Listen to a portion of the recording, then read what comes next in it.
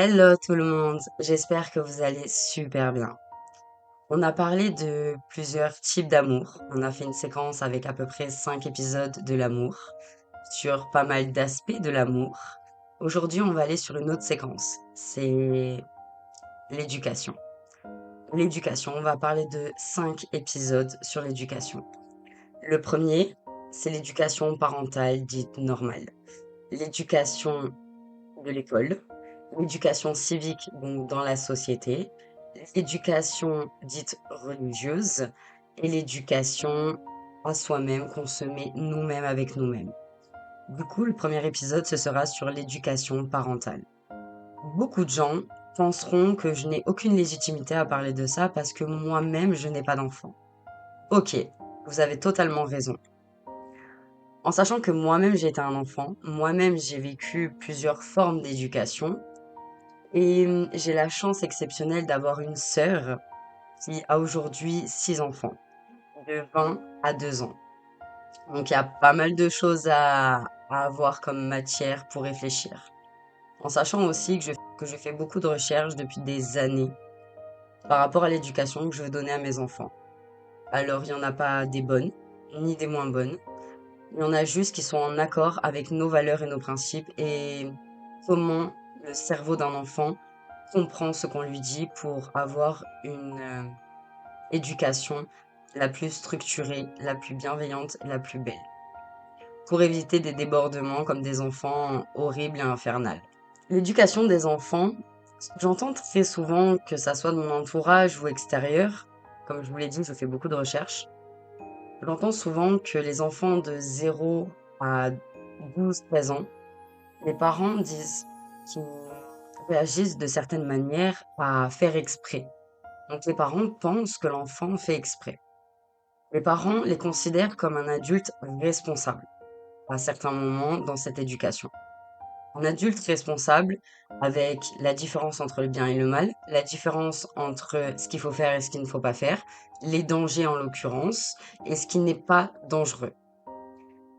À cet âge-là, de 0 à 12 ans, on se rend compte que l'enfant n'est pas assez structuré dans la conscience. Et puis, après 12 ans, l'enfant se sent invincible. Donc, il y a beaucoup de facteurs. On va partir du début. L'enfant de 0 à 2 ans est un enfant qui découvre le monde. Souvent, il y a beaucoup d'enfants qui pleurent énormément. Pourquoi ils pleurent énormément? Parce que tout simplement, l'enfant ne sait pas exprimer autrement ce qui se passe dans son cœur, dans sa tête et dans son ventre,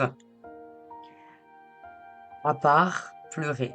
Il n'a pas le dialecte que les parents utilisent pour exprimer tout ça. Il n'a même pas le recul pour comprendre où viennent tout ça. Il joint l'utile à l'agréable. Ça va pas, quelque chose me dérange. Dans le cerveau, il reçoit cette connexion qui a été dans le corps et qui a été envoyée dans le cerveau. Le bébé pleure pour exprimer le problème en l'occurrence. Il y a beaucoup de parents qui se rendent compte que l'enfant pleure. Ils ont tout essayé, mais ils n'arrivent pas à résoudre le problème. Souvent, l'enfant, quand il pleure comme ça, déjà, ce qu'il faut savoir, c'est qu'un enfant de 0 à 2 ans découvre le monde. Donc, si tu lui montres beaucoup de choses dans une journée, toi, adulte ou adolescent qui regarde cette vidéo, et c'est tout à fait normal de voir autant de choses, une foule, aller en ville, aller à la plage, aller manger une glace, se balader, puis ensuite faire du shopping, boire un café et rentrer, l'enfant, lui, n'a pas cette connaissance. Il découvre le monde. Du coup, il va avoir des grosses crises de larmes, de fatigue et d'épuisement, autant visuel que physique. C'est pour ça, très souvent, à l'âge de 2 ans, l'enfant commence à dire non. Il commence à, comment on peut dire ça, à s'implanter dans la vie et être un individu à part entière. Donc s'il n'est pas content, c'est non. S'il ne veut pas ça, c'est non. Et très souvent, il commence à apprendre le non, du coup, tout est non. Ça, c'est encore autre chose à structurer. C'est souvent dans cet âge critique, les 2 ans, où il faut lui apprendre que le non est légitime envers lui, pas qu'après il fasse une frustration du non, mais aussi est légitime pour le parent. Donc, expliquer à l'enfant. Même s'il comprend pas énormément, parce qu'à l'âge de 2 ans, on ne comprend pas énormément, l'enfant va avoir cet instinct de se dire: pourquoi maman ou papa me dit non? Maman, papa me dit non parce qu'il y a telle chose. Le parent détaille. Le parent explique en détail. L'enfant risque de refaire une crise et de dire encore non. Et là, c'est le second plan. Tu veux pas? Maman part. La personne part. Et l'enfant va tout de suite courir après. Beaucoup de parents sont contre cette forme d'éducation. Parce qu'ils se disent, j'abandonne mon enfant, je lui fais des traumatismes.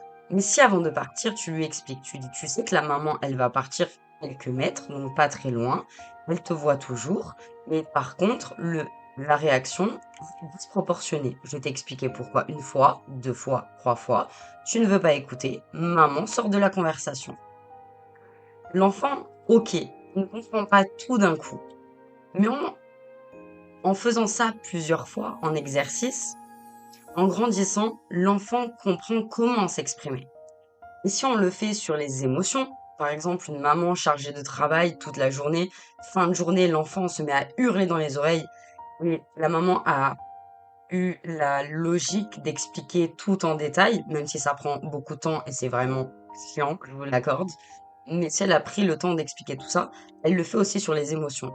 Écoute, la maman, elle est pas bien. Maman, là, elle est un peu en colère parce qu'il y a telle et telle chose. Et tu exprimes à ton enfant comment parler de ses émotions en toute légitimité.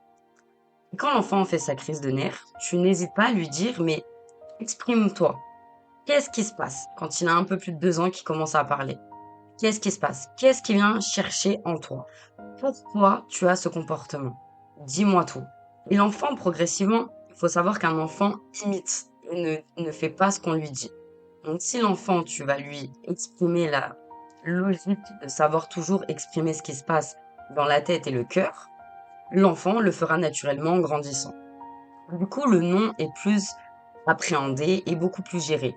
Pas tous les jours, ça, ok, mais la plupart du temps, il est un petit peu plus géré. Pareil, quand l'enfant grandit, donc plus de 2 ans, à peu près 5-7 ans. Depuis avant ces 5-7 ans, pendant 5-7 ans, tu expliques à l'enfant, avant d'aller dans chaque pièce, donc aller dans un transport, aller dans une boutique, aller chez papy, mamie, etc. Tu lui expliques. Tu lui dis là, on va aller dans tel endroit. Dans tel endroit, il y a des règles. Les règles sont tac, tac, tac, tac, tac. Si tu ne les respectes pas, il y aura telle punition. On est d'accord?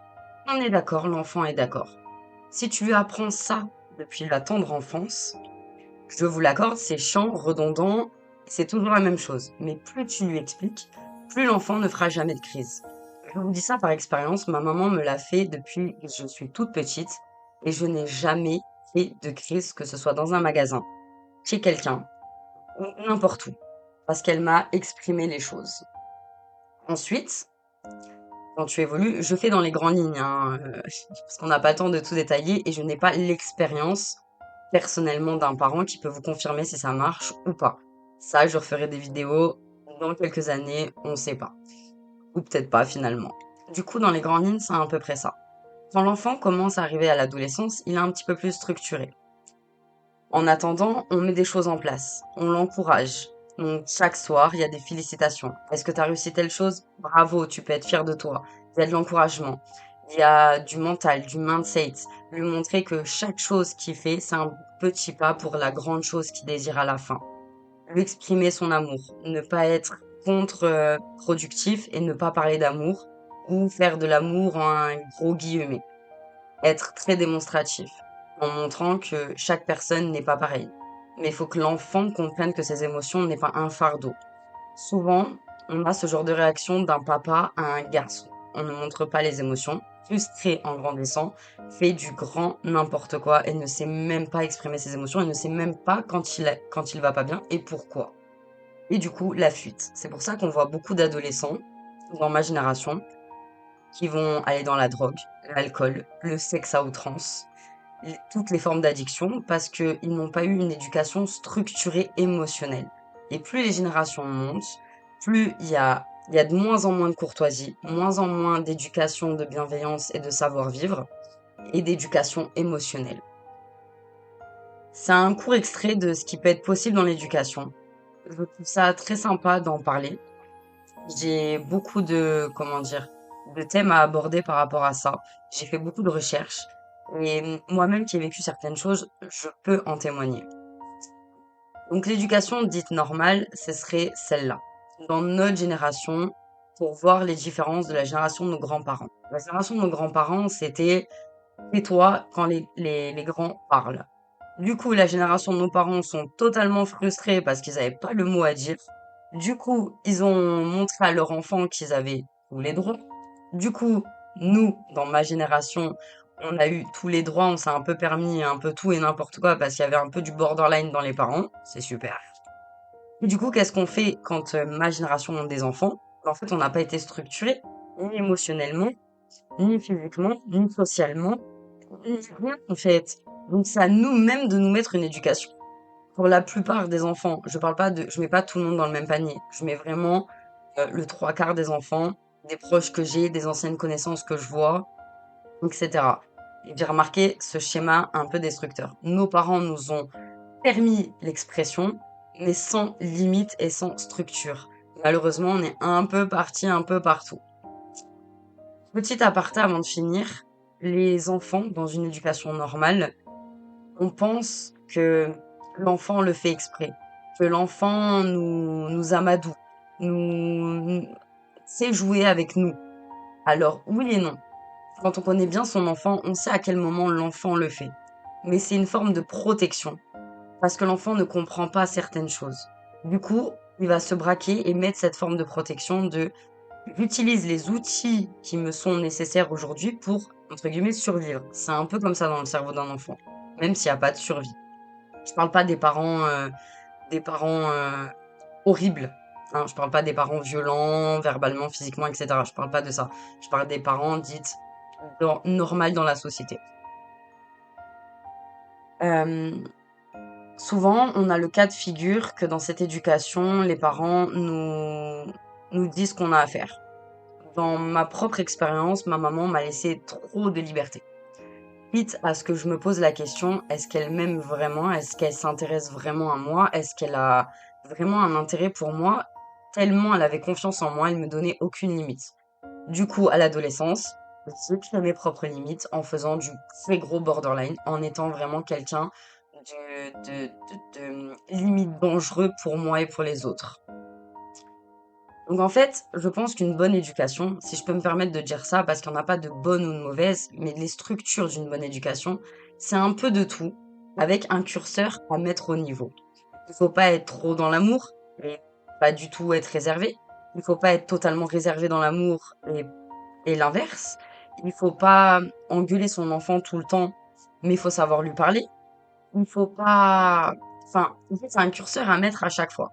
Ce que j'aime bien dans l'éducation des parents, c'est que personnellement, c'est comme un couple. À un moment donné, au moins une fois par mois, tu te poses et tu vois tous les gros points qui ont été évolués. Quelle est la problématique avec cet enfant? Qu'est-ce qui se passe aujourd'hui qui me dérange? Comment mettre les choses en place? Et progressivement, tu peux mettre des choses en place. C'est pour ça que, comme dans une entreprise ou avec son amoureux, son mari, son fiancé, etc., il faut mettre, comment on appelle ça? Une structure, une base, et toujours se remettre en question pour améliorer le tir.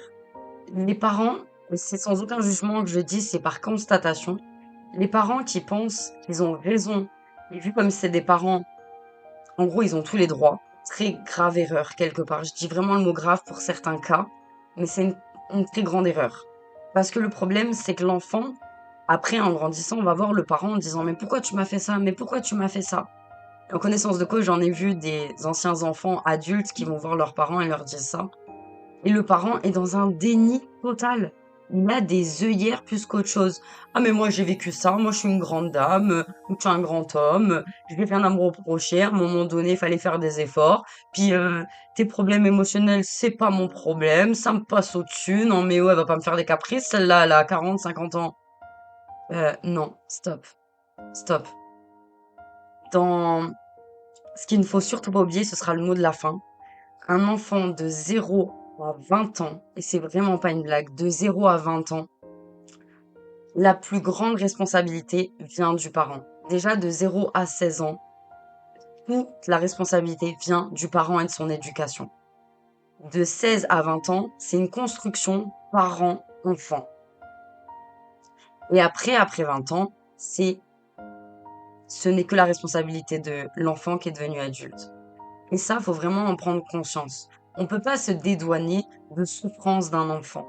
Si un enfant revient 40, 50 ans après, il faut pas s'en dédouaner. Parce que un enfant qui a souffert, c'est un enfant. Alors peut-être il en parle 40, 50 ans après, mais c'est un enfant qui a souffert et qui a besoin d'explications. Même si c'est pas ce aurait aimé dans son enfance, mais avoir un dialogue ouvert avec le parent, comprendre d'où vient le problème, et pouvoir que l'enfant adulte puisse le résoudre par la suite. La pire des, hum, des façons, la pire des fins de ces histoires, c'est que le parent se braque et font encore plus de misère. Parce que même adulte, un parent doit toujours se remettre en question. Non pas pour l'enfant, pas que pour l'enfant, mais surtout pour lui et son entourage. Il n'y a jamais de feu sans cheminée. Il n'y a jamais de... En gros, il y a jamais de feu sans rien, en fait. Voilà. Merci de m'avoir écouté. Je vous fais plein de gros bisous et je vous dis à la prochaine avec la vidéo de l'éducation scolaire. Bisous. Ciao, ciao.